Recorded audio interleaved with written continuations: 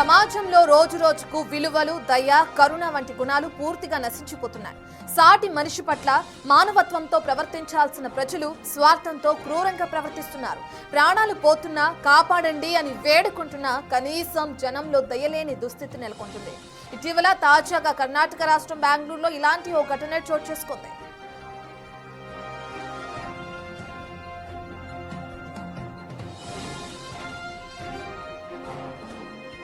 దక్షిణ బెంగళూరులో అటు బనశంకరి 3వ స్టేజ్ బాలాజీ నగర్ కు చెందిన వెంకటరామన్ నిన్న తెల్లవారుజామున తీవ్ర అస్వస్థతకు గురయ్యాడు.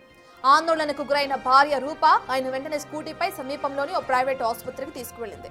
అక్కడ వెంకటరామన్ కు వైద్య పరీక్షలు చేసిన డాక్టర్లు గుండెపోటు అని నిర్ధారించారు. ప్రథమ చికిత్స చేసి జయదేవ హృద్రోగ ఆసుపత్రికి తీసుకువెళ్లాలని సూచించారు. అయితే అక్కడ సమయానికి అంబులెన్స్ లేకపోవడంతో చేసేదేమీ లేక రూప తన భర్తను స్కూటీపైనే ఆసుపత్రికి తీసుకెళ్లేందుకు బయలుదేరింది. అయితే కదిరేనహళ్లి బ్రిడ్జ్ వద్దకు రాగానే వెంకటరామన్ విపరీతమైన నొప్పితో ఒక్కసారిగా స్కూటీపై నుంచి కింద పడిపోయారు. రూప కూడా భర్తతో పాటే రోడ్డుపై పడిపోయింది. వెంటనే తేరుకున్న రూప తనకు సాయం చేయాల్సిందిగా రోడ్డుపై వెళ్తున్న వాహనదారులను ప్రాధేయపడింది. వాహనాలకు అడ్డుపడి వేడుకుంటూ సాయం చేయాలని కోరింది. కానీ ఒక్కరి మనసు కూడా కలగలేదు. చనిపోతున్నాడు పట్టించుకోనని 2 చేతులు జోడించి మొక్కినా ఒక్క మనిషి కూడా స్పందించిన దాఖలాలు లేవు. దీంతో నిస్సహాయ స్థితిలో ఉండిపోయింది.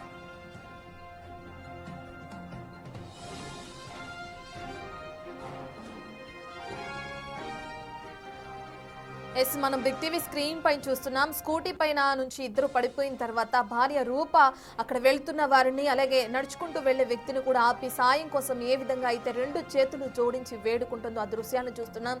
ఇవి హృదయాల్ని కలిచివేస్తున్న దృశ్యాలనే చెప్పుకోవచ్చు. ఒక్కసారిగా స్కూటీ పై నుంచి ఆయన భర్త జారి పడిపోవడం, అదే టైంలో స్కూటీ అదుపు తప్పి ఆ రోడ్డు పక్కన పడిపోవడం కూడా మనం చూస్తున్నాం. వెంటనే లేచి భార్య రూప తన భర్త దగ్గరకు వచ్చి తనని లేపే ప్రయత్నం చేసింది. కానీ అప్పటికే గుండెపోటుతో ఆయన పడిపోయిన క్రమంలో లేచే పరిస్థితుల్లో లేరు.